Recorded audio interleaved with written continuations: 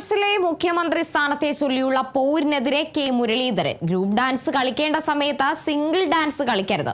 ഒരു നേതാവിനെ കുറിച്ച് നല്ലത് പറയുന്നത് പിന്തുണയല്ല, തെരഞ്ഞെടുപ്പ് ഫലം വന്ന ശേഷം മുഖ്യമന്ത്രി ഹൈക്കമാൻഡ് തീരുമാനിക്കുമെന്നും കെ മുരളീധരൻ പറഞ്ഞു. അല്ല, കെ സി വേണുഗോപാലിനെ നല്ല രീതിയിൽ ചിത്രീകരിച്ചാൽ ദോഷമൊന്നുമില്ലല്ലോ. അദ്ദേഹത്തിന് എന്താ കുഴപ്പം? ഒരു വ്യക്തിയെ നന്നായി പറയുന്നത് ഒരു തെറ്റായിട്ട് ആരും കാണരുത്.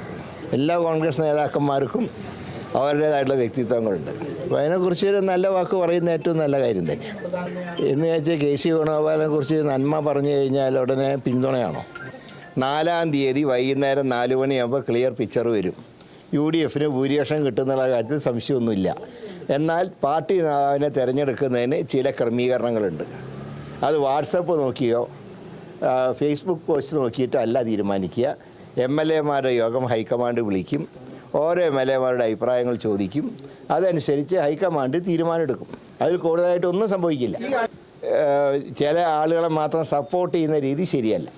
ഗ്രൂപ്പ് ഡാൻസ് കളിക്കേണ്ട സ്ഥാനത്ത് സിംഗിൾ ഡാൻസ് കളിക്കരുത്. അത് മാത്രമേ ഞാൻ പറയുന്നുള്ളൂ. ഞാൻ രാഹുൽ ഗാന്ധി പറഞ്ഞ അതേ വാചകം ഏറ്റെടുക്കുന്നൊരു കോൺഗ്രസ്സുകാരനാണ്. ജയിച്ചു കഴിഞ്ഞാൽ അതിൻ്റെ ക്രെഡിറ്റ് ടീം UDF.